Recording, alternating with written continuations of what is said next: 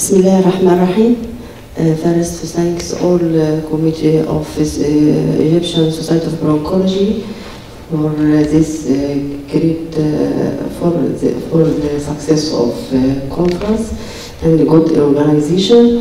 It's my pleasure to share my sister brother Prof Samiha and Ahmed Mamdouh. طبعا يعني احسن حاجه ان انا اقدم، يعني ده اللي يسعدني جدا ان انا اقدم دكتوره علياء بروفيسور اوف chest in Assyut University, which is my sister, dear sister. دايما مع بعضينا. علياء تتميز بانها بلقاء المحاضرات وبرزنتر في كل المؤتمرات واتشرف بيها. هي علياء تتكلم لنا what is new about bronchitis and what is about the association between bronchitis and COPD. Good morning, ladies and gentlemen. Today I'm going to present a little lecture about bronchiectasis in COPD patient. Is it a phenotype or is it a mere comorbidity? To start with, I'm Professor Dr. Ali Abdurabu from Assyut University. It is South Egypt, around 400 kilometers south of Cairo. And my aim is that, as we all know, that COPD may present by different clinical manifestations and different type of prognosis and response of treatment. That's why all authors have subgroup patients with COPD based on what is called the phenotype. And regarding the phenotypes of COPD, some studied the COPD based on the CT findings, and they found that there are three main phenotypes based on CT findings. In this respect, we can see pulmonary emphysema or bronchial wall thickness or bronchiectasis. The three main morphologic types are the more prevalent types of COPD. As we all know that COPD and bronchiectasis are very prevalent in general population. Up to 10% of population has COPD and around 1.5 has bronchiectasis. They both share the same morphology and the same lung function abnormality and sometimes the non-specific manifestation of cough and expectoration. Usually we misdiagnose or underdiagnose bronchiectasis in favor of COPD because the use of spirometry is more prevalent than the use of CT. But however, in patients even stable COPD, around 1/3 they may have an underlying bronchiectasis undiscovered, and in patients with pulmonary hypertension, we usually underdiagnose the bronchiectasis because of the dilatation of the pulmonary vessels. So, what is the relationship between bronchiectasis and the COPD? We have several questions. The first question is, there is a real increase in the prevalence of bronchiectasis in COPD, and if it is the case, have bronchiectasis have any clinical impact on the prognosis or response of treatment in COPD? Is there any causal relationship between COPD and bronchiectasis? And is it merely a comorbidity or it is a specific phenotype? And finally, what is the role of the chronic bacterial infection in cases of COPD with bronchiectasis? We will start by the first question. Is there any prevalence of bronchiectasis in COPD? Yes. Actually, in cases with severe bronchiectasis, around 50% to 60% of patients, they usually have COPD. And authors have mentioned the presence of comorbid COPD with bronchiectasis since 2012. The prevalence ranges from 4% to 70%, and it differs because the difference in the methodology of the studies. Some studies usually based on different severity or non-consecutive inclusion or during the exacerbation, and some have different CT diagnostic criteria of bronchiectasis. The second question is, bronchiectasis has any impact on the COPD? Actually, they found that they have an impact on the general characteristic and clinical features. They have an impact on the lung function, an impact on the microbiologic profile, an impact on inflammatory marker, and on the prognostic criteria. And this was published in this meta-analysis by Dew et al. In 2016. As regards the clinical aspect and the clinical features, they found that patients with bronchiectasis with COPD, they usually have a lower body mass index, they are older in age, they have greater production of sputum, especially the purulent sputum, and they have greater number of comorbidities. And as regards the functional aspect, usually patient with COPD with bronchiectasis has more severe airflow limitation and airflow obstruction. They have more severe dyspnea, more impaired exercise index, and mostly there is increase in the frequency and severity of exacerbations. And based on microbiologic aspects, they found that in patients with COPD with concomitant bronchiectasis, there is increase in potential pathogenic microorganisms from 3 to 7 folds, especially the Pseudomonas aeruginosa, and there is increased overall bacterial load. And the inflammatory aspect, patients with COPD and bronchiectasis have increased IL-8 and IL-6 with increased C-reactive protein and increased erythrocytic sedimentation rate. That means that there is ongoing inflammation in those patients. And finally, as regards the prognostic aspect, they found that the overall causes of mortality, they are doubled in cases with COPD and bronchiectasis. The third question, if there is any causal relationship between COPD or bronchiectasis, is bronchiectasis the cause or the result of COPD, and if it is the case, what is the pathophysiologic mechanism responsible for that?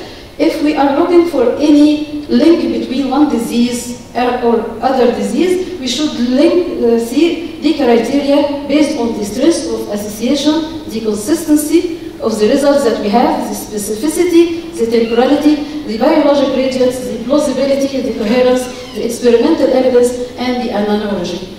So, in cases of COPD and bronchiectasis, as regards the strength of association, yes, patients who have COPD with increased potential pathogenic organism with colonization of Pseudomonas aeruginosa with greater number of exacerbation, I should think about the presence or coexistence of bronchiectasis. And this is based on what's called de novo bronchiectasis. For example, this is a patient admitted at 2007, and his FEV1 is around 50%, diagnosed as COPD emphysema, and this is his CT findings.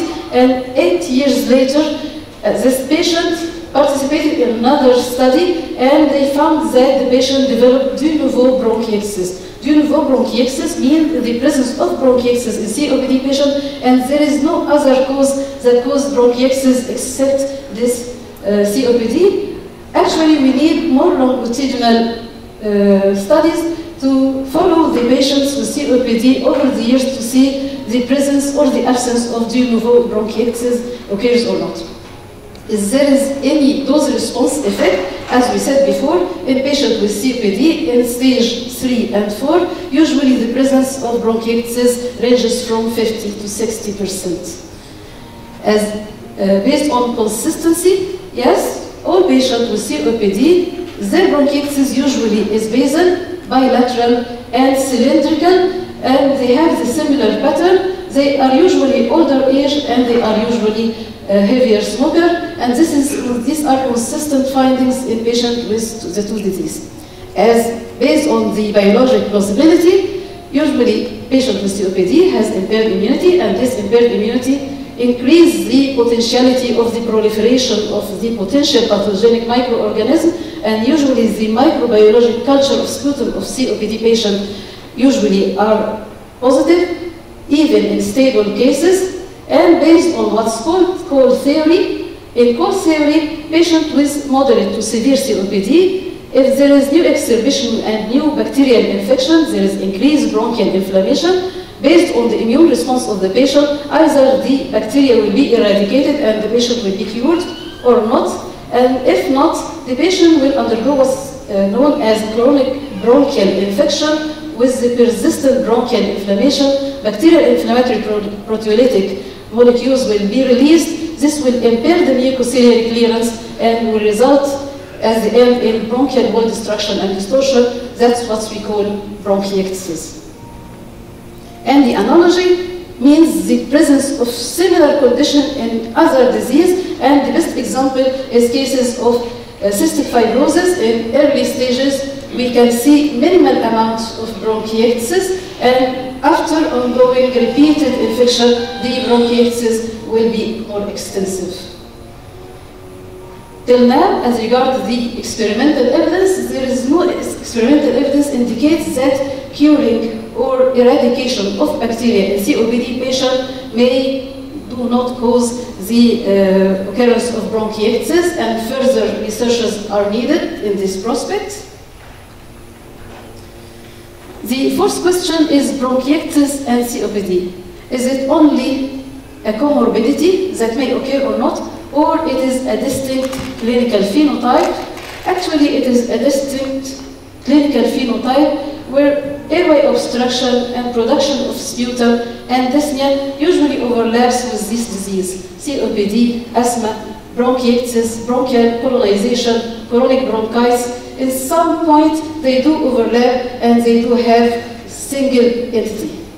The COPD bronchiectasis phenotype usually occur in tobacco smokers. This tobacco smoking will impair the lung defense mechanism and allow for facilitate for chronic and acute infection. Tobacco smoking will cause more severe COPD, and more severe COPD, as we said before twice, it associated with increase the incidence of bronchiectasis, and maybe both the manifestation of the same clinical disease. As we said before, it was called the chronic bronchitis with frequent acute exacerbation phenotypes. The COPD bronchiectasis may be, as we said, the chronic bronchitic frequent exacerbator, and we should diagnose patient with underlying bronchiectasis as a single entity phenotype that needs specific consideration, specific management, and specific treatment. Based on that, some guidelines, as the Spanish guidelines for management of COPD, they have phenotype management, including the frequent exacerbator, the chronic bronchitic, the echo, the BICUS, which is the bronchiectasis COPD, and in those patients, they said that N-acetylcysteine, macrolide, and roflumilast should be used in those patients to improve their COPD manifestations. And lastly, the bronchiectasis in COPD. Does patient with COPD and bronchiectasis, do we have to treat this patient differently? As said in the GOLD guidelines, if we have a patient with COPD and he has acute exacerbation, we usually treat this patient based on inhaled therapy with bronchodilator and with or without inhaled corticosteroids. What if the patient has bronchiectasis underlying? Usually, patients that do not respond to triple therapy, LABA, LAMA, and ICS, with lack of appropriate treatment of the infective component of the disease, we should consider doing high-resolution CT for this patient for fear of the presence of the phenotype bronchiectasis. There has not been very many trials, including the treatment of bronchiectasis with COPD, because most of the COPD treatment trials include the bronchiectasis as an exclusion criteria, not inclusion criteria.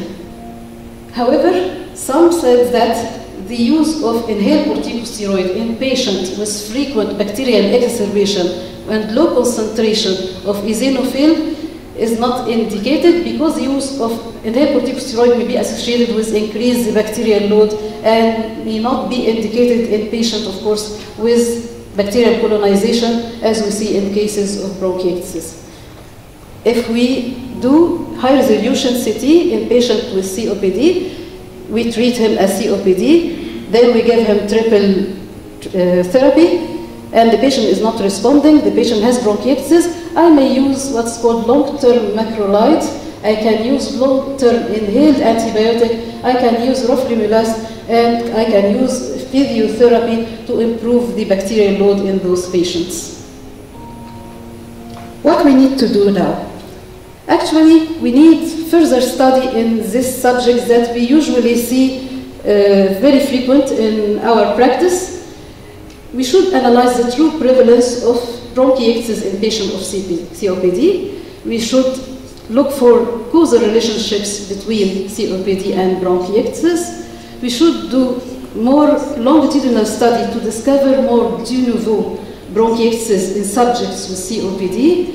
And we should do more study about the prognostic impact of bronchiectasis on COPD.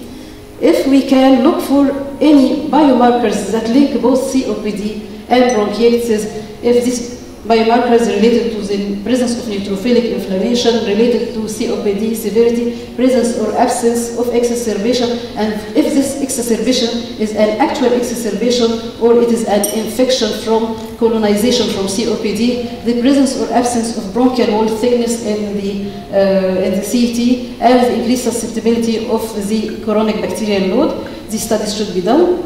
And the study for the composition of lung microbiome should be one of our aims. Finally, therapeutic trial should be done to see whether or not it is safe to treat patients with mucolytic, phosphodiesterase inhibitor, long-term macrolide, inhaled antibiotic, particularly in severe patients that do not respond to the usual treatment of COPD. My conclusion, that the prevalence of bronchiectasis in COPD is high and it is usually underdiagnosed. Some etiologic factors are present in both COPD and bronchiectasis. Why some patients develop bronchiectasis and others do not develop bronchiectasis, this is another question that we need to answer. The presence of bronchiectasis in COPD is usually associated with more frequent, more severe, more impaired quality of life, and possibly reduced survival. More longitudinal studies to investigate the treatment aim to reduce or eradicate the bacterial colonization in patients with COPD and bronchiectasis are also needed. And thank you. Thank you, Professor Ali Abdrabou. Now we invite Professor Levent Taller, Professor of Pulmonary Medicine, Istanbul Florence Nightingale Hospital, interventional bronchoscopy ICU. Thank you, dear Chairman. Thank you, colleagues, to be here. Again, it was an honor to be here with you. I will try to summarize the interventional bronchoscopy in ICU. What about the clinical indication in ICU for bronchoscopy? We do the bronchoscopy for inspection, for sampling, or for the treatment. And mainly, we do bronchoscopy in ICU for diagnostic purposes. But sometimes we do bronchoscopy aiming therapeutic, some therapeutic lesions. Bronchoscopy and BAL are commonly used for the identification of pathogens in the lower airways. While become necessary when it is not clear whether the presence of organism represents infection or colonization, when the infection is caused by organisms that show predilection for the peripheral airways, just like pneumocystis jirovecii, when the infection is confined in a particular area of the lung and the involved organism may not be able to culture in routine tracheal secretions, like tuberculous and non-tuberculous mycobacteria, sometimes as fungal organisms. We do, for the evaluation of the nature of abnormalities, the bronchoscopy, patients in the ICU often present with radiographic findings and or symptoms of unclear etiology. An airway filled with secretions can look radiographically identical to an airway that is completely compressed. Identifying the exact problem with direct visualization may significantly alter the management. Persistent or recurrent atelectasis is another indication. We know the atelectasis is a major cause of clinical deterioration and delay in the patient's recovery, resulting from a variety of causes such as mucous plaques. I will show you some sample. Compression of the airways, alveolar distraction, and collapse. We do bronchoscopy for placement of the endotracheal tube or selective intubation of one lung. This is came from Prakash, one of the giants of the bronchoscopy. He did about 200 bronchoscopies in ICU. 45% retained secretions, 2% 35% specimens of culture, 7% for airway evaluation, and just 2% for hemoptysis. What about the devices? We have two devices to do bronchoscopy, as you know, rigid and flexible bronchoscope. Rigid bronchoscopy less frequently used than fiber optic bronchoscopy in critical care. It has advantages in certain clinical situations. One of them is massive hemoptysis or removal of large foreign objects. I will show you some sample case. Dilatation, again I will show you a short video, or stent procedures. The way of the insertion for the fiber optic bronchoscopy. We can do it in awake patients or the patient on NIV. Patients with acute hypoxemic respiratory failure may already be on non-invasive ventilation or require non-invasive ventilation preemptively for fiber optic bronchoscopy. These patients should be considered high risk for requiring intubation post-procedure. Therefore, fiber optic bronchoscopy should be performed by an experienced operator in a setting allowing facilities to safely secure the airways. Oral bronchoscopy is supported by a nasal mask for high flow of oxygen. Endoscopic face mask with two orifices, one allowing introduction to endoscope and other for administering gas. Attaching a T adapter to a face mask for insertion for the bronchoscopy is necessary. In mechanically ventilated patients, fiber optic bronchoscopy performed through the tracheal or tracheostomy by means of a special adapted valve. Appropriate sedation needs to optimize and muscle relaxations needs to be considered. Interrupt enteral nutrition prior and during procedure to prevent aspiration risk. Consider raising the inspired fraction of oxygen during bronchoscopy. After the procedure, this can be adjusted to the clinical needs of the patient. Low tidal volume and significant intrinsic PIP may develop unless ventilator modes are carefully considered and selected. Intrinsic PIP depends on tidal volume, respiratory rate, and expiratory time as well. During pressure control ventilation, it is important to consider changing present inspiratory pressure to facilitate adequate volume delivery. Some of the difficulties with ventilation during bronchoscopy can be reduced with modern volume targeted pressure limited dual control ventilators. It is the most important part of the bronchoscopy in ICU. Decontamination and disinfection should be carried out at the beginning and end of each procedure. What about the changes during bronchoscopy? We do increase in airway resistance. We decrease in lung compliance. We effects on gas exchange. Transient hypoxemia is probably the single most common gas exchange abnormality encountered during fiber optic bronchoscopy, caused by alveolar collapse, depletion of the intra-alveolar oxygen due to frequent suctioning, and transient fluiding of the alveoli during PAR. Hypercapnia is primarily the result of the hypoventilation that is caused by the airway obstruction and cannot be compensated by increasing the frequency of the respirations. And cardiovascular effects. Fiber optic bronchoscopy is not affecting directly the cardiovascular system, but it may indirectly cause significant hemodynamic changes due to changes in the vascular tone caused by hypoxemia and or hypercapnia, as well as changes in the intrathoracic pressure, especially during coughing episodes. That may affect the venous return and afterload of the left ventricle. Some of the patients are more risky. Hemodynamic instability, unstable arrhythmias, acute ischemic myocardial changes, coagulation disorders, raised intracranial pressure, or severe acidosis. We should be careful in this the kind of patients. Practical considerations: despite the high potential of problems, most of the potential complications of fiber optic bronchoscopy are predictable and preventable. We do sedation and pain control. We can do muscle relaxation. It prevents sudden movements that could result in injury, abnormal labor breathing due to partial obstruction of ETT, cough that could potentially raise the intrathoracic and intraluminal pressures to dangerous levels. Max relaxations should not be used when the procedure is performed for the evaluation of tracheobronchomalacia, unuseless. What about the size of bronchoscope? It is a smaller one. We should choose the smaller one for fiber optic bronchoscopy.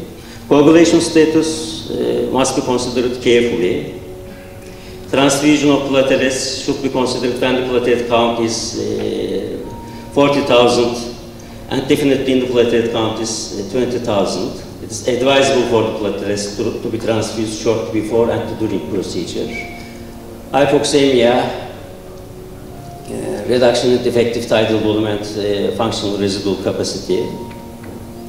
Cardiac complications is more often. Hypoxemia, hypercapnia, increased sympathetic tone arrhythmias, ischemia, hypotension, even death. Major arrhythmia seen in 11%. Unstable angina, pre-existent hypoxemia risk factors, and hemodynamics changes is frequent. What about the rates? Less than 10%, minor complications 65%, and major complications 8 per thousand, mortality less than 4 per thousand. Another study.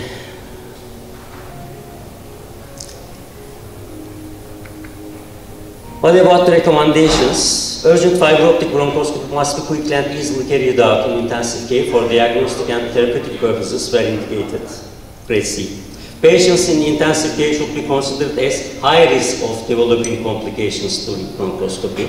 It is an important point. Should be very careful. Before carrying out the procedure, it is necessary to ensure that the diameter of the endotracheal tube is appropriate for the diameter of the endoscope. Oral intubation is preferable as it allows the use of larger tubes, and connections should be leak-proof and made of soft materials that will not damage the endoscope. There must be constant monitoring of vital parameters during and after bronchoscopy. Bronchoscopic inspection is advised before decannulation to reveal a possible laryngeal or tracheal stenosis. I will show you some case. Endoscopic guidance during execution of percutaneous tracheostomy reduces risk of complications. And the cases. It is the chest X-ray. Belongs to an old lady.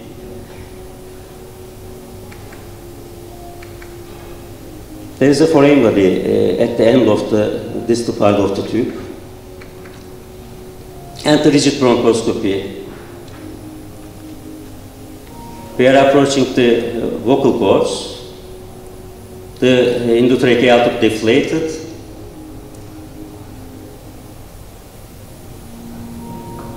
And removed. And then we'll go further. There is a mucosal laceration on posterior wall on the upper part of the trachea. But there is no foreign body on the trachea.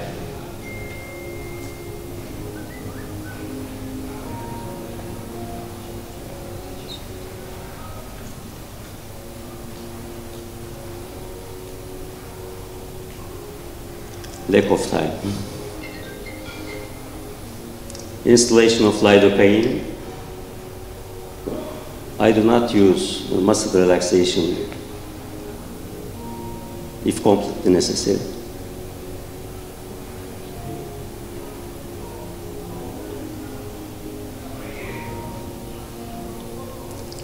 And the left main bronchus, you see a teeth, probably cause of the crash intubation,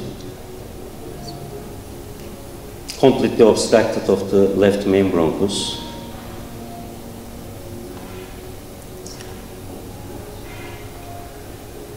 And we will get rid of it from pens.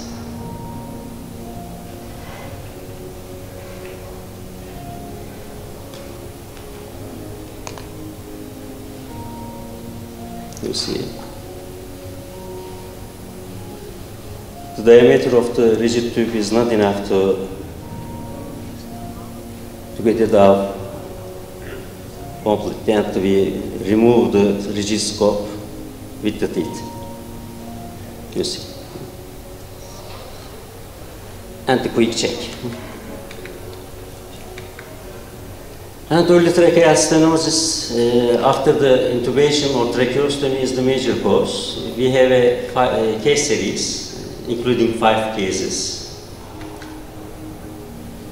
This is the one of them. Unfortunately, not decannulated in an old man. There is 2 major stenosis. One of them, upper part of the tracheostomy, just below the vocal cords, and the other one is the distal end of the tracheal cannula. We do the dilatation and the silicone stent inserting, and the patient decannulated easily. Another case, just after the extubation, there is a mucosal-like antemucosal damage, and we do silicone stents. Another one, the same. This one is the laceration related to the intubation. The posterior membrane is lacerated and the air leak, and inserted the silicone stents completely leaked the laceration. Another case, mucosal-like, another cause of the weaning failure. Tracheomalacia, another cause of the weaning failure again. And 5 days after the extubation, this is the young lady, H1N1 pneumonia. After the extubation, she has citridor, and you see there is a stenosis on the cuff region of the trachea. First dilatation, you see, we dilate with the rigid tube, control of the hemorrhage, compression with the rigid tube or some hot devices. Lumen is completely open, but the mucosal damage is still over there. We have to insert the stent.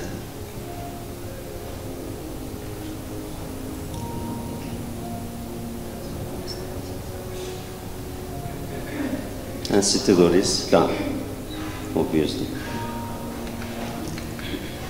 Another case, 56 years old man. He has small cell carcinoma, intubated in emergency unit, and then even the high pressure, not ventilated. And then we do rigid bronchoscopy. This is the carina level. There is no lumen here.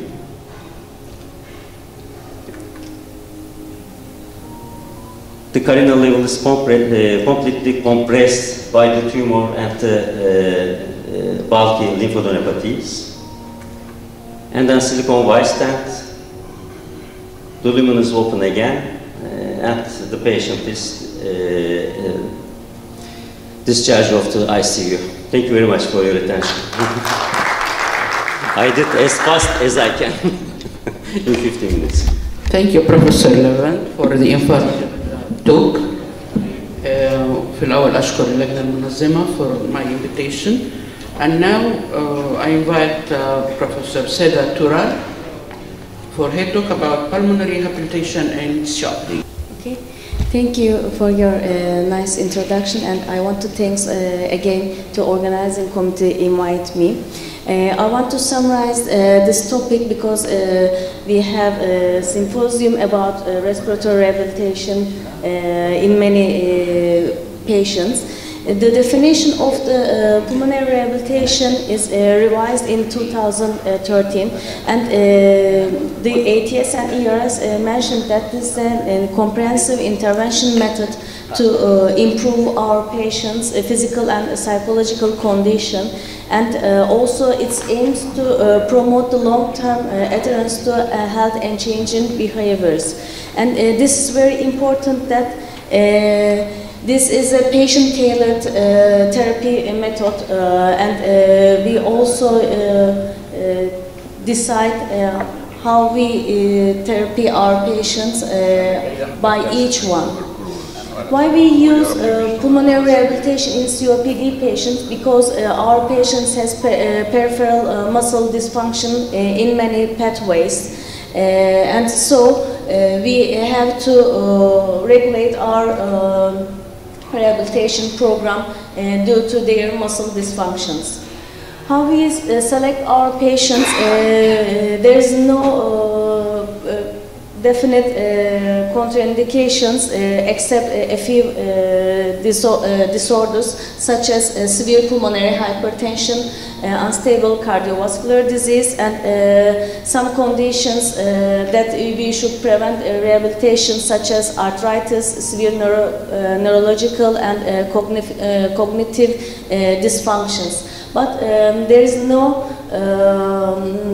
respiratory functions, age and smoking status are not determinative to patient selections. But we should careful about our patients' cognitive and the other conditions because if they don't have any family support, financial support, and they don't want to eligible to pulmonary rehabilitation, we don't include this patient to our program.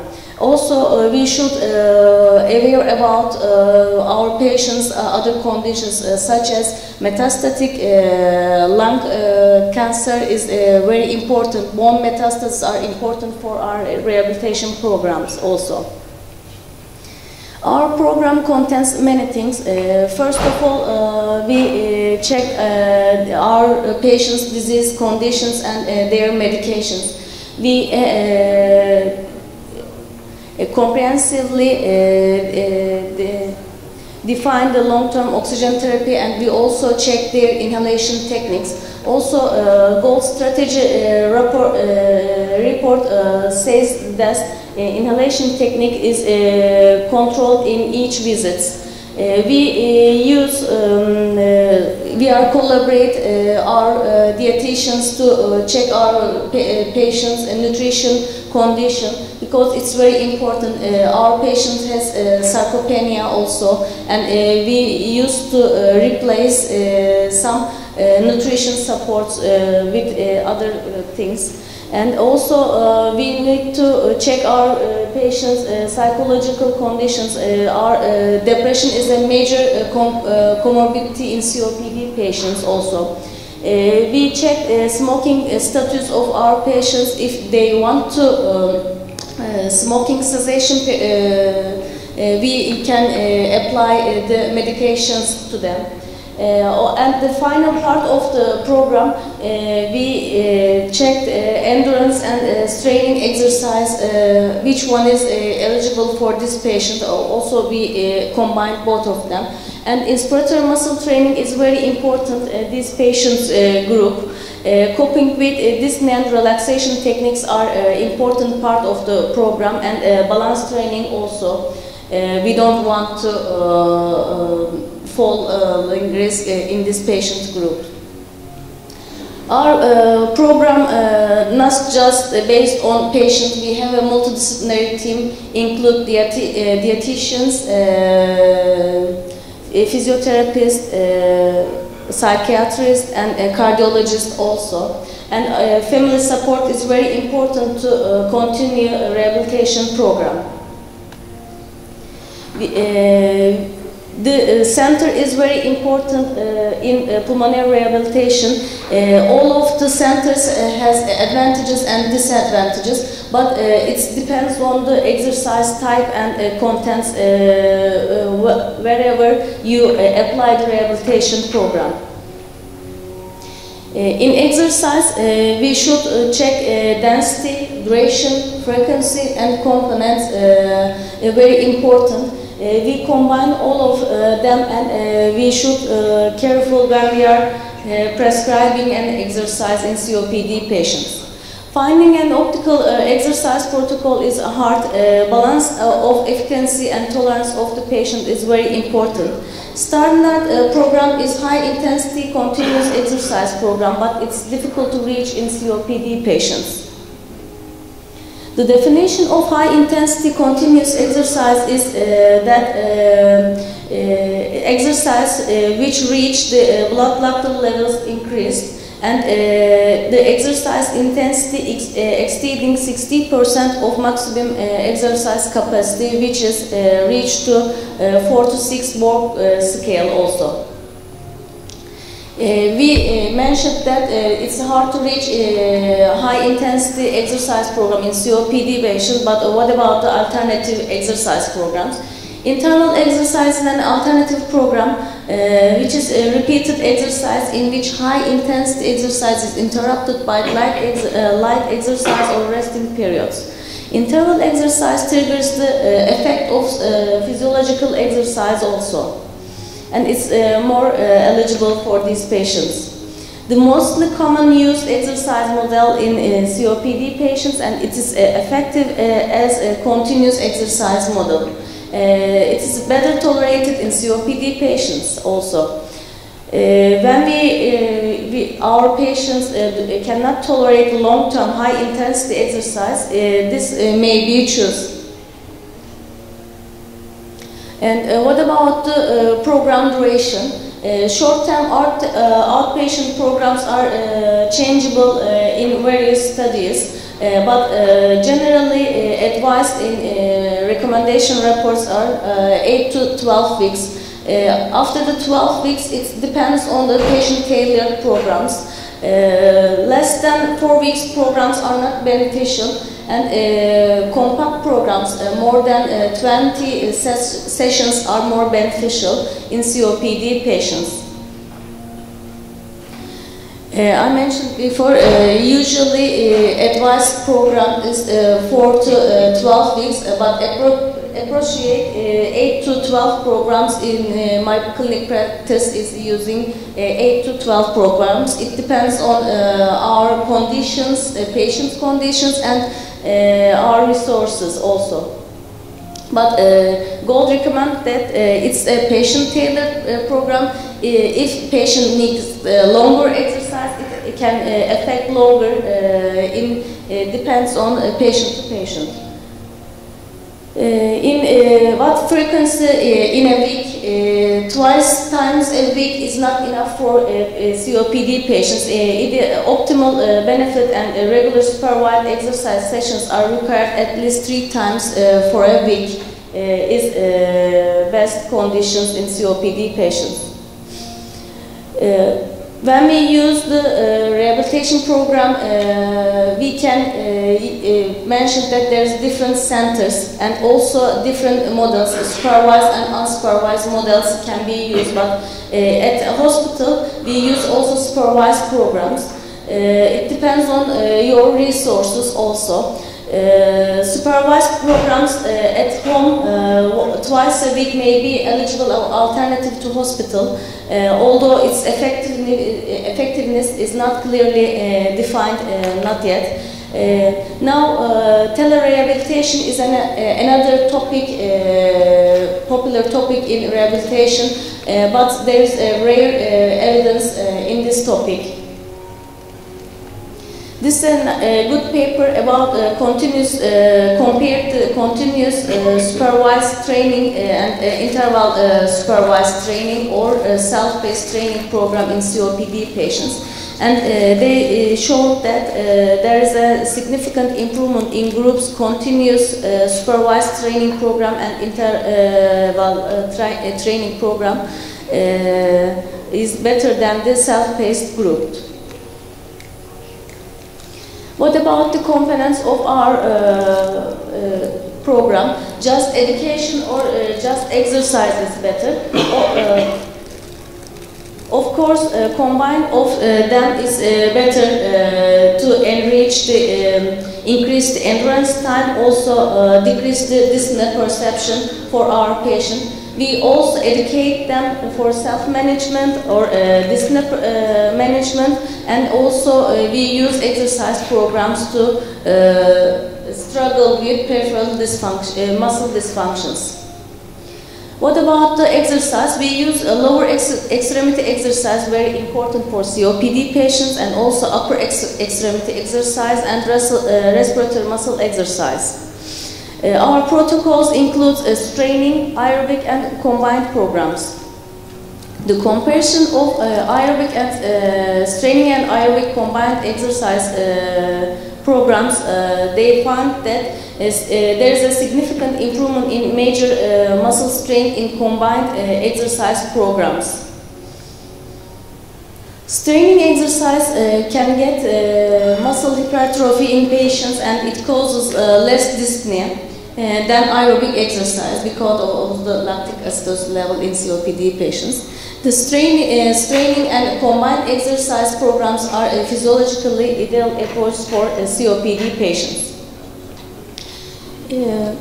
What is considered when prescribing an exercise program? We should mention it is supervised or not. It is a group exercise or self-patient exercise program. We also mentioned the program duration, session frequency, and session duration. How we determine this? Individual exercise intensity tests are also decided to according to exercise test scores. Also gives an information about this. There's different strategies when we are using exercise in COPD patients. We can use oxygen support, ventilation support, and other techniques. I just want to mention about the neuromuscular electrical stimulation in COPD patients. It increases cellular functions, exercise tolerance, and quality of life of your patient. But whom we use this protocol, the cases that cannot do the basic exercise program, who has very advanced muscle atrophy and related dyspnea. These are also intensive care unit patients, and this shows that neuromuscular electrical stimulation program is reduced the risk of the readmission and mortality rate in intensive care patients. Biofeedback is another alternative method for COPD patients, but it's low evidence based, and it aims to regulate muscle tension, to giving visual or auditory feedbacks to your patients. And the second important exercise pattern is inspiratory muscle training in COPD patients, because our patients has inflated and their ventilation and distribution is mismatched. Long-term inspiratory muscle training increased inspiratory muscle functions. It increased exercise performance and quality of life of our patients. Also, it improves dyspnea perceptions. These techniques also decrease the hospital stays and the use of the healthcare services. Also, this is a cost-effective and very cheap method to treat our patients. Diaphragmatic breathing and also pursal limb ventilations are very basic and useful methods for our patients. We use also different devices to increase the inspiratory muscle functions and endurance. There is very different devices, threefold shows and power breaths are we use also tracheostomy patients. The other parts of our education is relaxation and positions and exercise. It also works decreasing respiratory workload. It provides respiratory control, and also it decreases anxiety severity of our patients. There is different relaxation positions in this period of our patients. But most important one is the yoga. I prefer my patients to, you can do the yoga because it improves respiratory control by teaching breathing awareness, deep and effectively breathing, and it also shows in literature. It's useful for COPD patients. But we are aware about falling risk because these patients have perfect muscle dysfunctions and they have sarcopenias also. We use balance exercise in these patients to improve their balance. These are some kinds of exercise to improve the balance. But if we have to chance to group exercise, Tai Chi, also swimming and other choreographic movements, Pilates and yoga are techniques to improve their balance also in COPD patients. What about the exacerbation? The previous slides I showed all about the stable COPD patients, but our patients are not also every time stable period. They always exacerbate. The exacerbation has many decreases about their conditions. It's increased hospital readmissions. If we use per exacerbation pulmonary rehabilitation, it increased hospital readmission period longer, and it's increased disability, and it decreased the mortality rates also. Per-rehabilitation, per-exacerbation rehabilitation speed up the healing process also. It increases exercise capacity, physical function, it decreases symptoms of our patients, and it gets, they get better personal management also. After the exacerbation also is very important for pulmonary rehabilitation. Gold strategy report also mentioned that in 4 weeks after discharge your patient, you should advise them to include a pulmonary rehabilitation program. It also strained personal management. It increased the recognition of the next exacerbation. It improves physical functions and restoring physical activities of your patients. Early pulmonary rehabilitation after exacerbation increases the quality of life, exercise capacity, and it decreases hospital readmissions of your patients, and also decreases mortality risk of your patients in COPD.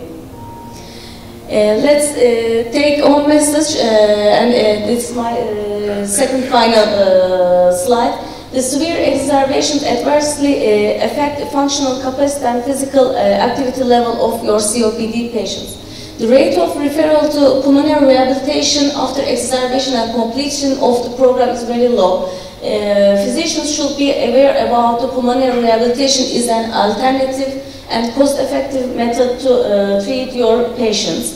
Pulmonary rehabilitation programs, including exercise training, provide significant gains such as dyspnea perception and quality of life.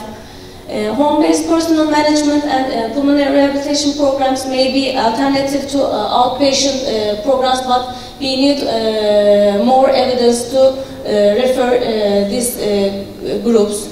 Specific applications such as neuromuscular electric stimulation can serve as a bridge to formal programs, which is a very fragile patient group such as ICS patients.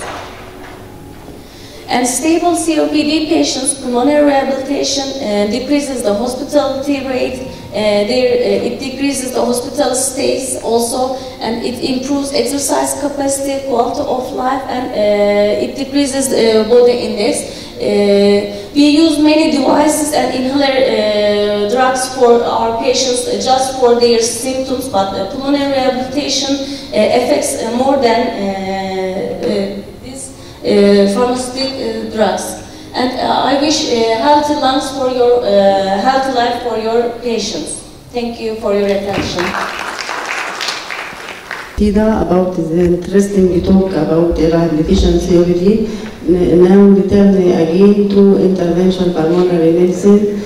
Professor Levin Tida will talk us about endoscopic treatment in emphysema, what is today's and the future.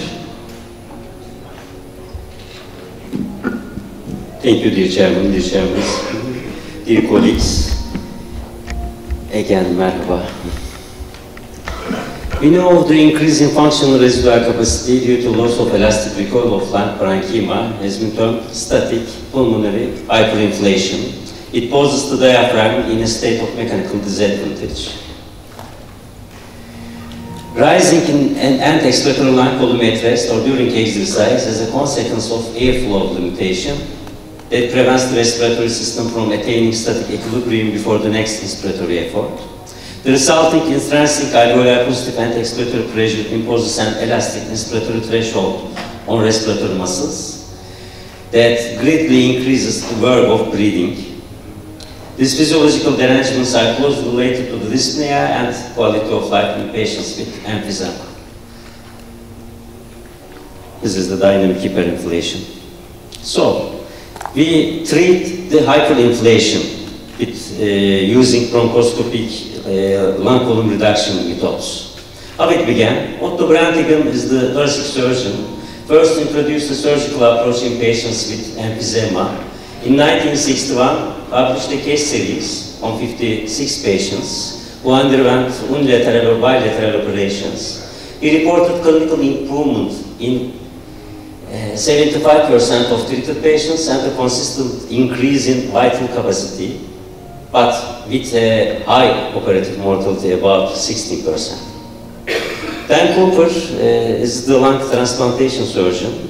Speculated that in patients with emphysema, especially central lobular and upper lobe predominant, removal of functionless hyperinflate zones could downsize the chest and ameliorate ventilatory mechanics and gas exchanges.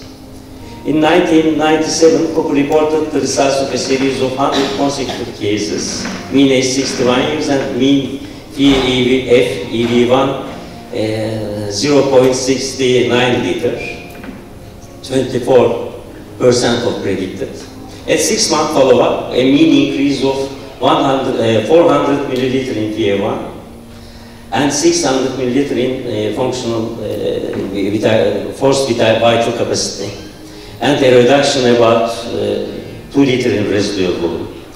Exercise tolerance improved and many patients did not further require oxygen therapy. Postoperative stay was on average 14 days and 1 year all-causes mortality was 5%. Really better than Otto Brantigan's results.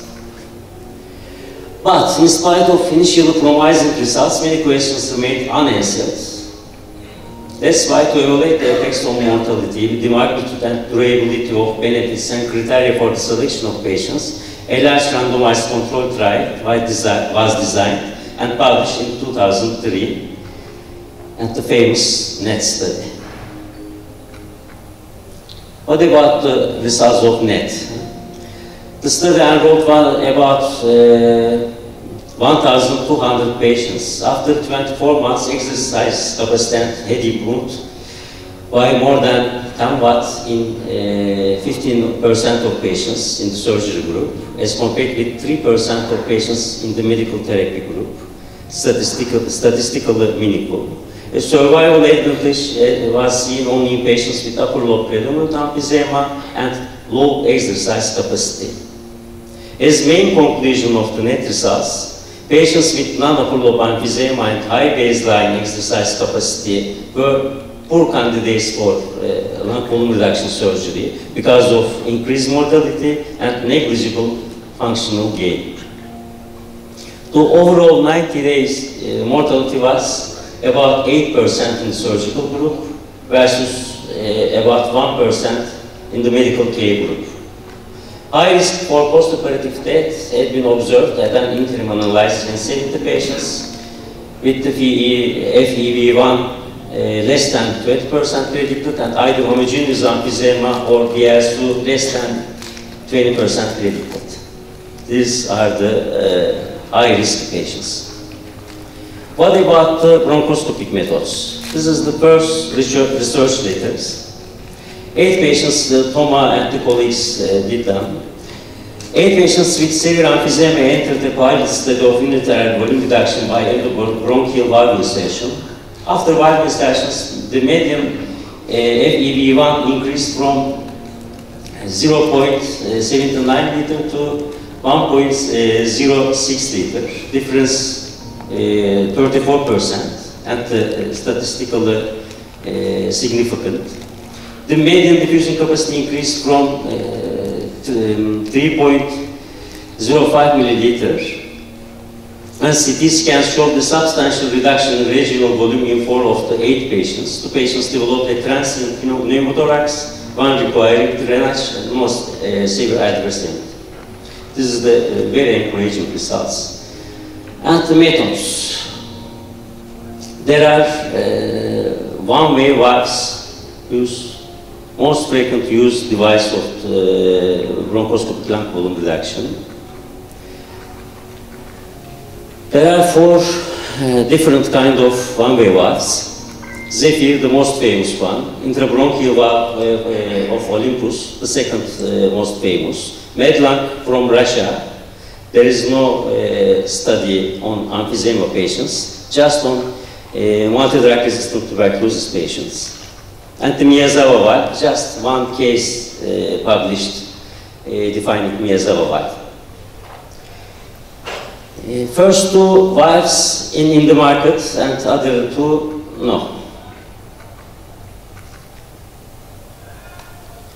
This is the results of the randomized controlled trial of Zephyr valves. As you can see, there are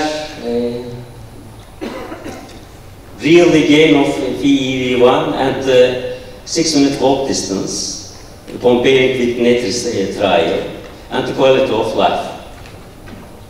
Another one published very recently in August, in the last August, using intrabronchial valve of Olympus, improved study. Between October 2013 and May 2017, 172 participants were randomized to treatment. When FEV1 showed statistically significant improvements between the treatment and the control groups, between group difference at 6 and 12 months respectively, about 100 milliliter. At 6 months, the treatment group had statistically significant improvements in all secondary endpoints, except 6-minute walk distance.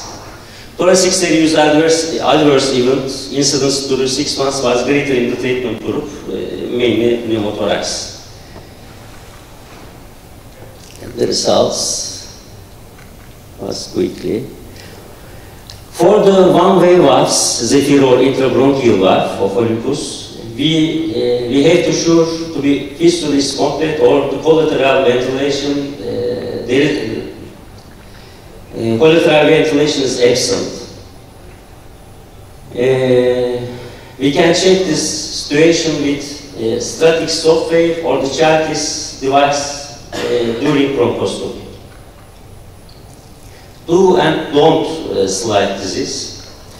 The right line show us the do patients and the left line show us the don't, the insertion of the valves. If the patient has emphysema, if the patient is symptomatic, non-smoking, had optimal treatment and stable condition, we can do insertion of the one-way valve. But we have to ensure the fistula is complete, no collateral flow, and there is hyperinflation in the patient's lung. If the patient has a nodule or pleuropathology or bronchiectasis or the fistula is incomplete or there is collateral flow or the fibrosis on his or her lung, we do not the insertion of the one-way valve. The other devices in the bronchial coil, mitral valves, following deployment, return to their predetermined shape, distorting the airways and thereby compress the diseased tissue and achieving retentioning of the diseased airway network to decrease air trapping and hyperinflation. Improved elastic recoil and hyperinflation are thought to improve diaphragm and inspiratory muscle function. Well-placed coils may theoretically improve elastic recoil forces locally and thus reduce overall inhomogeneity of ventilation. This is the speculation. In the treated segmental bronchi, the cross-sectional demand decreased significantly during inspiration and tended to increase during expiration. Volumes of the treated segments correlated with the treated segmental bronchial lumina in expiration. Current understanding of coil effects, which claim that they stabilize and stiffen the lung parenchyma, thus compensating for the loss of elasticity in the lung interstitium and consequently reducing bronchial motility and collapsing. Alamidas and the colleagues evaluated lower volumes in a randomized control study. Target lower volumes were decreased, and compensatory hyperinflation of the untreated ipsilateral lobes was observed. There was no dramatic reduction in total lung capacity in the functional measurement. This is the expert panel recommendation. You see the inclusion list is very short, the exclusion list is longer and longer. If you do the endobronchial coil treatment, the lung parenchyma has not been diminished. The main topic about it is. This is the results comparing to net trial. There is modest gain in FEV1 and the 6-minute walk distance. And the coil treatment is very, very expensive. The Revolvens 2 study showed us this. Another device is thermal vapor ablation. This is the step-up study, biggest study using thermal vapor ablation.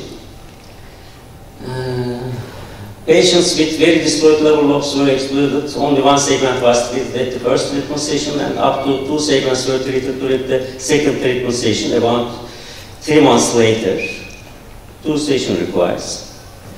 The mean FEV1 for the cohort was 33.5% of predicted, and residual volume was 214% of predicted. Clinically meaningful improvements were seen in 50% of the intervention group versus 13% in controls. Greater incidence of respiratory exacerbation and episodes of pneumonitis were seen in the intervention group. Another one, the endobronchial sealant. AirSeal is the brand name. Designed to function at the level of the small airways and alveoli by blocking collateral channels and preventing gas from entering the region, causing absorption atelectasis. Its efficacy is not affected by collateral ventilation. It is delivered using a bronchoscope to a catheter into a pulmonary segment. Mixed aminated polyvinyl alcohol and glutaraldehyde and the air. The AirSeal study is the biggest study using AirSeal, ASPIR study, sorry. Multi-center randomized controlled trial to compare AirSeal treatment with optimal medical therapy in patients with advanced upper lobe predominant emphysema. The study was terminated prematurely by the sponsor because of the lack of financial resources after 95 patients were randomly assigned. 2 deaths occurred in the treatment group. 44 of treated patients experienced an adverse event requiring hospitalization, and then study stopped. Another one, airway bypass stents. Auto conclusion. All our findings showed safe and transient improvements. No sustainable benefit was reported with airway bypass in patients with severe homogeneous emphysema. No more in the market. Targeted lung denervation. This is not lung volume reduction method. Another one is a bronchoscopic radiofrequency ablation therapy for COPD, which greatly disrupts parasympathetic pulmonary nerves to increase airway resistance and mucus secretion. To determine the safety and impact of TLD, the airflow study was planned. Multi-center randomized sham bronchoscopic control double-blind trial.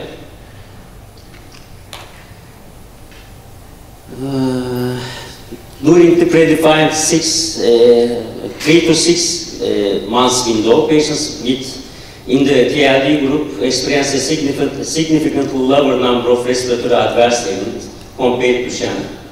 The good results is continuing in 1 year.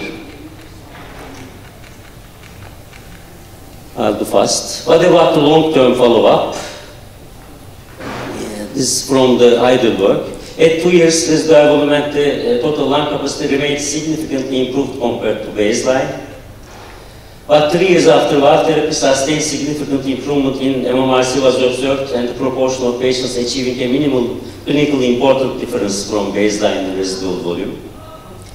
Overall, patients with complete lobar atelectasis exhibited superior treatment outcome with 3 responder rates to FEV1 residual volume or 6-minute walk distance. Patients treated by VAS experienced clinical improvement over 1 year following valve therapy, to this conclusion. Afterwards, clinical benefit gradually declines, more likely due to COPD progression. What other new methods? Not for emphysema, for the chronic bronchitis. This is the Regimen chronic bronchitis study. This is a cryo spray. Utilize spray of low pressure liquid nitrogen quick to freeze the endobronchial tissue at -196 Celsius with a predetermined dose, which addressed the epithelium, hypoplastic goblet cells, and secretory glands, resulting in remodeling regeneration of pneumocosia and cilia for more normal mucus production and clearance. This is the method, cryo spray. And other one, bronchial rheoplasty, pulsed electric field airway ablation. High frequency short duration energy will be delivered to the airway epithelium and submucosal tissue layers, which induces cell death via apoptosis. A pulse electric field is specially designed to target the end effectors of the goblet cells and the submucosal glands.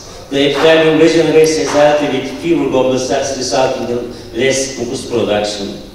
This is the method. And the goblet cells before and after the plastic. What about the guidelines? The new NICE guide. Be sure that you fulfill 5 major commands for COPD patients at first. Encourage for smoking cessation and perform treatment for cessation if necessary. Vaccination for pneumococcus and influenza. Pulmonary rehabilitation. Design a self-management plan with your patient and define and optimize the treatment of comorbidities.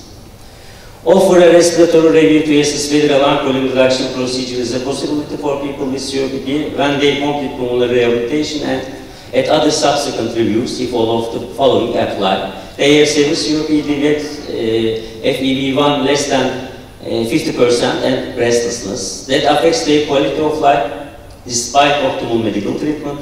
They do not smoke. They can complete a 6-minute walk distance of at least 140 meters.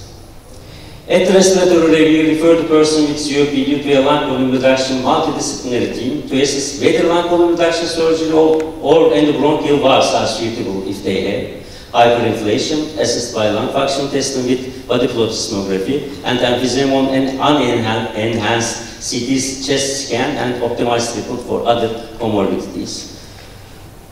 The GOLD recommends the valve and coil treatment. Never ever bronchoscopic lung volume reduction, this kind of patients. And the summary, one-way valves are only BLVR approach which approved by FDA, one-way valves. To have efficacy in procedure, there should be no collateral ventilation, fissure integrity, and Chartis evaluation. The endobronchial coil can be an effective alternative in the patients who have collateral ventilation, but no parenchymal damage. Thermal vapor ablation can be other alternative in the patients with collateral ventilation. Sealant and bronchial bypass stents are not in daily clinical use. Targeted lung denervation can be used to diminish the drugs used for pharmacological treatment. Last results are promising. Some new treatment methods are on the way for chronic bronchitis, however, still need more clinical data. And the effect of bronchoscopic treatment methods on natural course of the disease are very limited. Shukran. Thank you, Professor Levin Teller. Now we invite Professor Muhammad Handira, Professor of Pulmonology, Tanta University, for his lecture, The Problem of Solitary Pulmonary Nodule. Good morning, everyone. I know it's the time, it's close to go a prayer and coffee break. I will be in time. My talk today about solitary pulmonary nodules. Is it a dilemma? I want to start with this case and take your decisions and your opinion with me. 67 years old man, COPD patient, 47% the FEV1 of the predicted. And this is the CT of this COPD man, which shows spiculated nodule, 1.5 centimeter for right at the right upper loop, the anterior segment, which is suspected for malignancy, but unfortunately that CT done without contrast media. Bronchoscopy with BAL done for cytological evaluation and show negative results, no evidence of any atypical cells, so the decision of the physician was to send him to the interventional radiology for CT-guided biopsy. So, are you agree with these decisions? Are you agree until now with these decisions? Let's go in the lectures and we can see if these decisions were correct or not. What's solitary pulmonary induced single, approximately round and well circumscribed radiographic opacity, which is less or equal to 3 cm in diameter and which is completely surrounded by normal aerated lung parenchyma with or without other abnormalities such as lymph node derangement, atelectasis, or pleural effusion.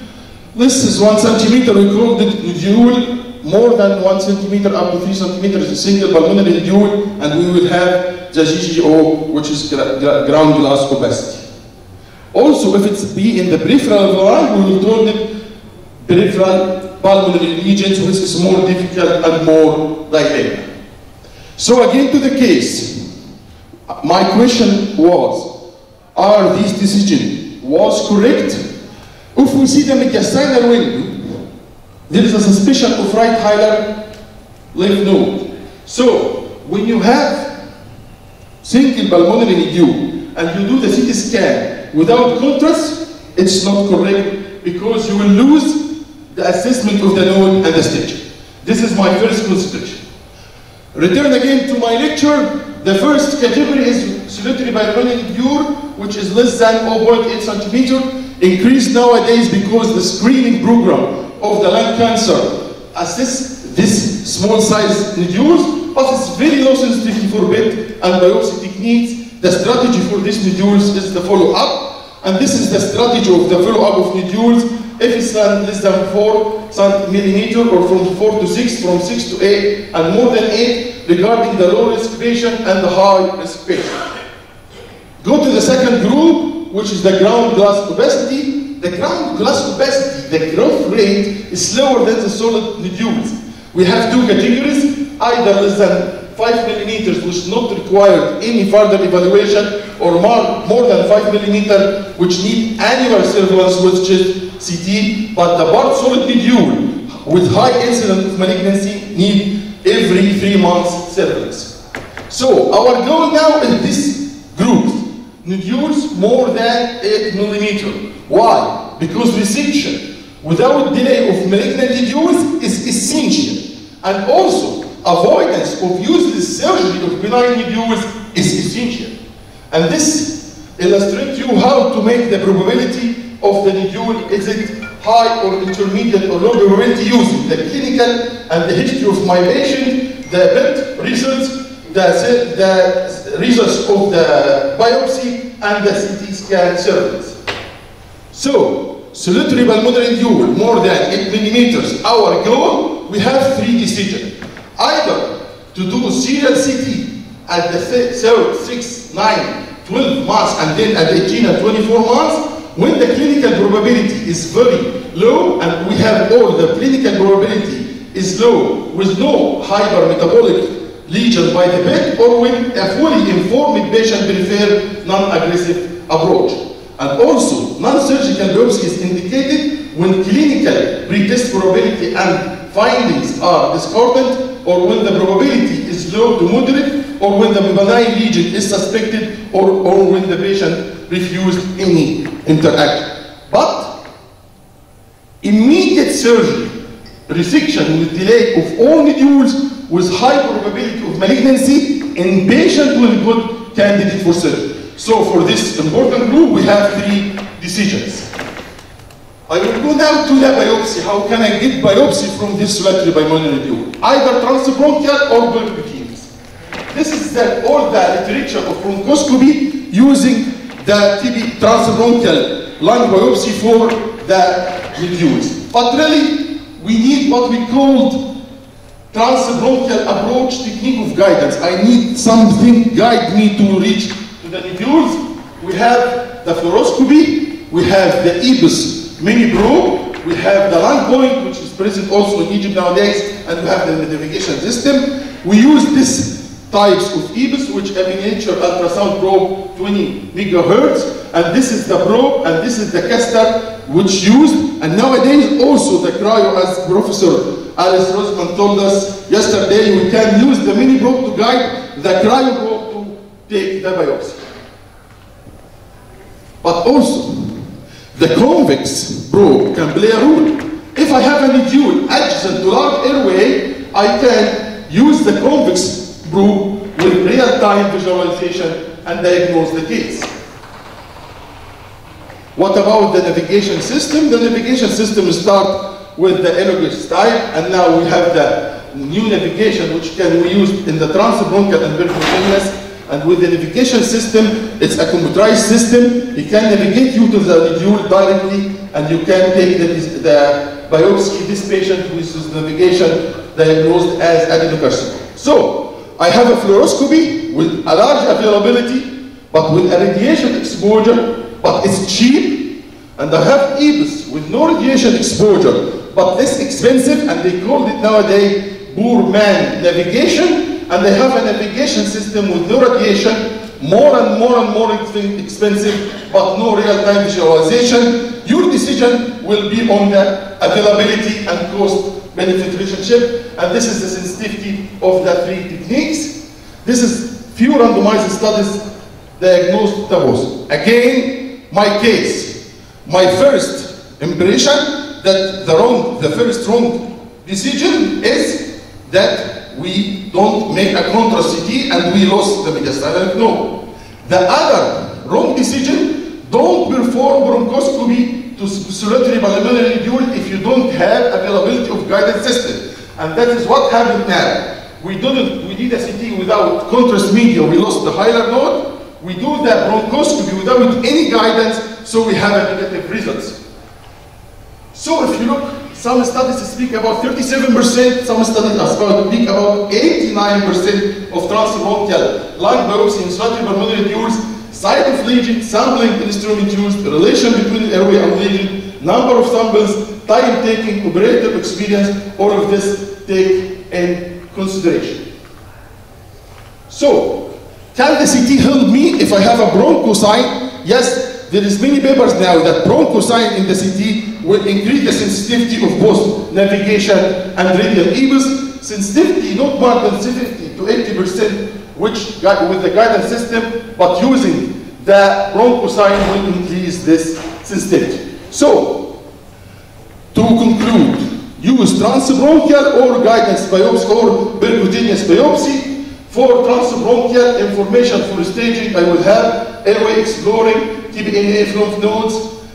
I can diagnose lung cancer, but have a lower incidence of complication and a lower value of sensitivity. Percutaneous, I have a higher value of sensitivity, higher incidence of complication, no information about the staging. Again, to my case, the last mistake that we send it to the interventional radiology for CT guided biopsy, but this was a COPD patient. We have a very high risk of pneumothorax, and this patient was diagnosed by convex EBUS. To conclude, transbronchial approach using fluoroscopy or new guidance system should usually be performed before percutaneous needle aspiration.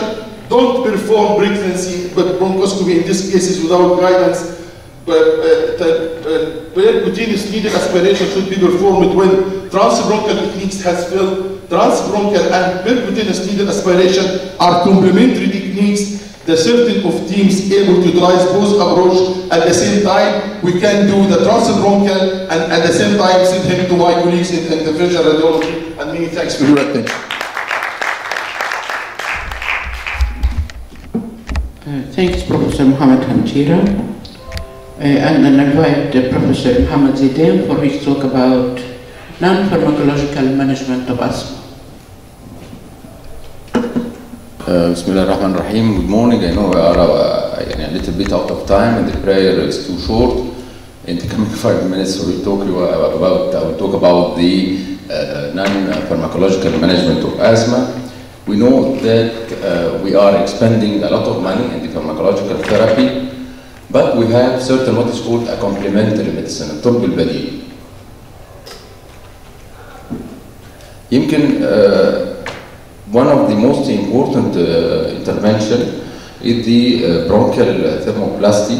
The role of bronchial thermoplasty in order to reduce the mass of the smooth muscle in the asthmatic patient. This will lead to decrease of the bronchoconstriction and will improve the patient. The studies showed it improved the mild and the moderate exacerbation in those with severe persistent asthma, but it does not have an effect on patients with, it does not have an effect on severe exacerbations. Immunotherapy. طبعا we know that the guidelines, GINA guidelines, showed that the sublingual immunotherapy is considered in those patients with step 3 and 4 asthma who are not responding well to treatment. But the problem with immunotherapy in Egypt ان انا لما بتكلم عن immunotherapy اكني بدافع عن سمعه واحده رقاصه. فانا I will not go further with immunotherapy, just tell you that it is in the guidelines. وبنتكلم mainly with patients who have associated comorbidities, especially the allergic rhinitis. اللي بيحصل في الاميونوثيرابي بالظبط ان هي it will change the immune pathway from the Th2 receptor to Th1 receptor, which is very important. And the sole medication or the sole treatment which can stop what is called the atopic march and prevent the appearance of new allergens or new sensitization. المشكلة في الاميونوثيرابي ان هو لازم يبقى ستاندردايزد ولازم كل بيشنت يبقى ليه الاميونوثيرابي بتاعته. الكورس بيقعد من 3 ل 5 سنين. في ناس بترجع وفي ناس ما بترجعش، بتختلف من مريض الى اخر. بس immunotherapy by experience is really effective when the patient is correctly chosen. We have historical remedies, what is called folk medicine او الطب الشعبي، ده موجود في كل حته في العالم. ماوانج مثلا دي حاجه طلعوا منها الافيدرين. دي برضو لسته بكل الحاجات اللي ممكن تعمل الكلام ده. انا بس هركز على الكافي لان انا عندي حادثه مشهوره جدا. كان عندي واحد زميلي الماني وكنا في مطار فرانكفورت وهو ازماتيك وجاله برونكو كونستريكشن. انا ما انساش القصه دي، كان اول مره حتى قبل ما اقرا الكلام ده. فقال لي انا هطلب دبل اسبريسو. قلت له ليه؟ قال لي انا الدبل اسبريسو will improve my bronchoconstriction. فمعنى كده ان في برضه برونكو دايليتد باك. دي كلها بنقول لها عوامل مساعده، احنا ما بنقولش ان هو الناس تمشي كده. في الهيستوريكال برضه بنلاقي انه كان في يوز اوف بلاسنتا اند لوتيسن بوي يورينز. I'm not advising you to use this as a medication, but I'm talking about what is present in the folk medicine. Smoking cessation as is the most cost effectiveness. And we know this very well. It's very important. لازم يكون في counseling each time. لازم نفهم العيان ان هو stop smoking. We have different alternatives, whether nicotine patch, nicotine gums or else. وفي نفس الوقت عندنا الشامبكس. We know it very well, but we have to take care when prescribing شامبكس بالذات في العيانين اللي عندهم bipolar disorders. لان هو الناس اللي عندها باي بولر ديز اوردر بيزود الدبريشن جدا، فدي لازم نكون واخدين بالها جدا من الشامبكس. فيزيكال اكتيفيتي از فيري امبورتنت، فانكارج فيزيكال اكتيفيتي. ويمكن معلومه مهمه جدا ان احنا بعد 18 دقيقه من اي فيزيكال اكتيفيتي المخ بيبتدي يطلع وات از كولد دي اندورفينز اللي هي المخدرات الطبيعيه بتاعت المخ، فبيحصل نوع من الريلاكسيشن والانسان بيبتدي يستريح. وكده احسبه كده لو مشيتوا بعد 18 دقيقة من المشي أكيد تحس إنك أنت you feel more relaxed, you can take your breath better. So this is very important. We have طبعا to give advice for our patients about the exercise-induced bronchoconstriction. Exercise-induced bronchoconstriction, if it will happen in the first 15 to 20 minutes. يعني لما يجي حد يقول لي أنا بتعب بعد نص ساعة بعد ساعة، لا this is not exercise-induced bronchoconstriction. This is a lack of fitness. بس exercise-induced bronchoconstriction أول سؤال بسأله عيان بتحصل إمتى؟ قال لي ربع ساعة، اوكي. يبقى دي ساينوزومال كونستريكشن. طبعا ممكن نستخدم شورت اكتنج بيتا اجونست قبليها، انتي ليكوترينز هاز ان امبورتنت رول.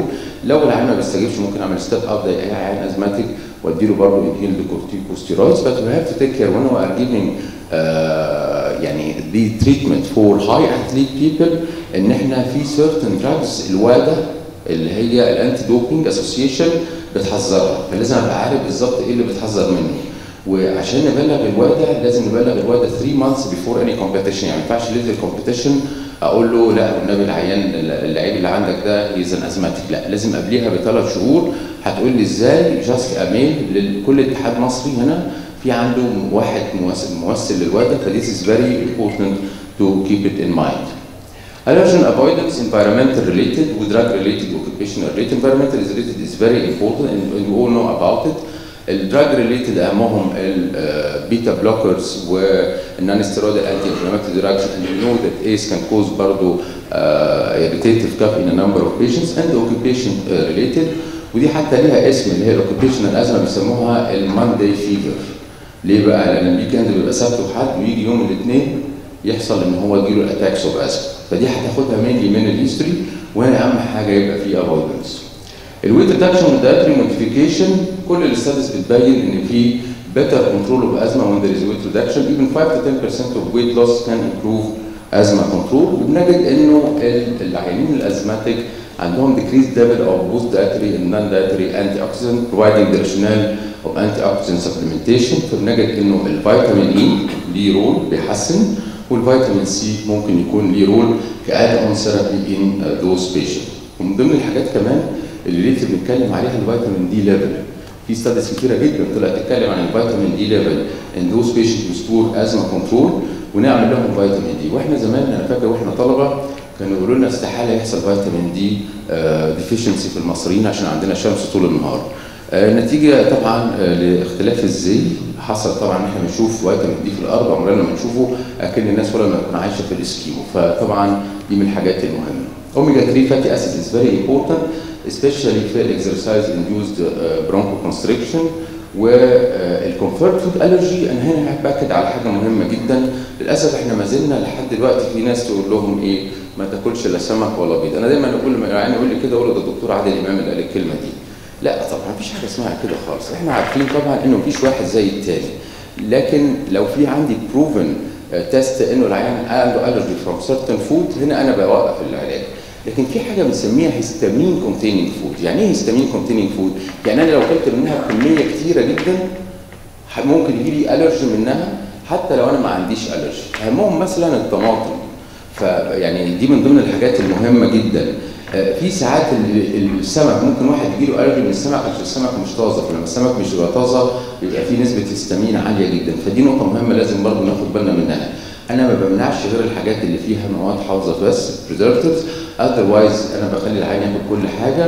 وزي ما بيقولوا بتاع الريفلكس ترايل اند ايرور، احنا بالنسبه لنا برضه ترايل اند ايرور ات از سيم. يعني الاكيوبانكشر فور ازما ريليف دي سورت اوف تشاينيز ميديسن، ووجدنا انه الستاديز ان الاكيوبانكشر could be effective in certain groups وممكن يقلل الاي جي اي ليفل in certain inflammatory mediators، وانه significant show that nasal saliva secretion واي جي اي content والالرجيك ازمه بتقل. كايروبراكتيك مانيبيوليشن ده سورت اوف مساج بيعمل الاينمنت للفرتبرال كولون وبالتالي بيحسن الانرفيشن وبيخلي العيان ياخد نفسه بطريقه افضل بكتير. المساج ثيرابي مهم، وكان في ستادي اتعملت على الاطفال وانا اعتقد ان هو برضه لو اتعملت على الكبار هم اكتر محتاجين اكتر من الاطفال مساج ثيرابي. ووجدنا ان هو بالنسبه للاطفال الاطفال اللي هم بياخدوا اهاليهم بيعملوا لهم مساج حوالي 20 دقيقه وجدنا ان في امبروفمنت من 4 ل 8 سنين had better results in between 9 to 14 years. اللي كانوا من 4 ل 8 سنين الاستادي بينت ان في امبروفمنت في البلمونري فانكشن تيست وكان في مور ريلاكسيشن وديكريز انكزايتي توورد ازمه. في الجروب الاكبر كان كمان في lower anxiety, better attitude toward الأزمة, but the forced respiratory flow 25 to 27% of forced vital capacity was the only spirometric parameter that improved. Definitely الستريس من ضمن الحاجات المهمة جدا اللي بتعمل bronchoconstriction. It's a triggering factor and you know this very well. وده even حتى احنا بنلاحظه في شغلنا. طول ما في امتحانات وطول ما في ستريس وطول ما في تلاقي يا اما الام يا اما الاولاد بيزيد النمبر بتاعهم في الكلينيك. في حين انك انت في الصيف بتقعد واخد بالك على باب العياده بالكرسي، يا جماعه ما حدش عايز يجي ليه، كله مهيص وكله مصيف وبتاع وكلام زي كده. فدي طبعا بتبان علينا جدا، وانا اعتقد ان دلوقتي ما ينفعش احنا بتوع تشست نشتغل من غير ما نكون عارفين سيكولوجيه الانسان والمريض اللي قصادنا. دي نقطه مهمه جدا. البريذنج اكسرسايزز دي مهمه جدا. ممكن نعمل اليوجا وبتحسن الازمه كويستشنير وبتحسن الكواليتي اوف لايف اوف اور بيشنت. بايو فيدباك ان فانكشنال ريلاكسيشن. البايو فيدباك ليها اسم كده باللغه العربيه الارتجاع البيولوجي. الارتجاع البيولوجي هو بيحطك على اجهزه وبيخليك من خلال الاجهزه دي تقدر تتحكم في درجه الحراره، تتحكم في ضربات قلبك، تتحكم في النفس. ووجدنا انه البايو فيدباك من ضمن الحاجات عن طريق اجهزه، وساعات دلوقتي في كمان عن طريق الموبايلز في certain applications ممكن تقدر تعمل بيها فيدباك. وجدنا ان البايو فيدباك برضه ممكن تحسن pulmonary function in certain patients. اعتقد ان هي mainly على اساس ان يبقى sort of of relaxation and this is very important لان البانيك من ضمن الحاجات اللي بتزود الفيلينج of difficulty in breathing. اخر حاجه خالص البليوثيرابي والهالوثيرابي. السبليوثيرابي mainly كانت الكهوف، ومين السبليوثيرابي ستاديز كانت في السوفيت يونيون، وبالتالي ما عندناش خبره كتير عنهم لان هم كانوا مقفولين على نفسهم. ويمكن التحسن في عيانين الازمه في السبليوثيرابي بيبقى يمكن راجع نتيجه لانه العيان بيبقى في جو نقي، بيبقى نتيجه للانفايرمنت اللي موجود في الكيف ذات نفسه. وفي نفس الوقت وجدنا كمان ان السبليوثيرابي ممكن يحسن العيانين اللي عندهم allergic rhinitis. And my last slide is about the halotherapy.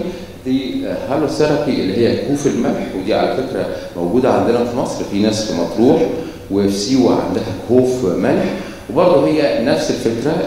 better environment. This better environment هيقدر يحسن العيانين دول، وهيقدر يبقى كاد اون therapy a complementary medicine for those patients in order to improve their quality of life and to decrease the sensation of difficulty in breathing. And thank you very much.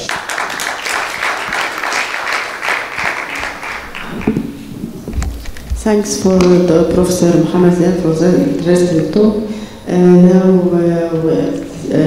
it's time to close session and the next session after.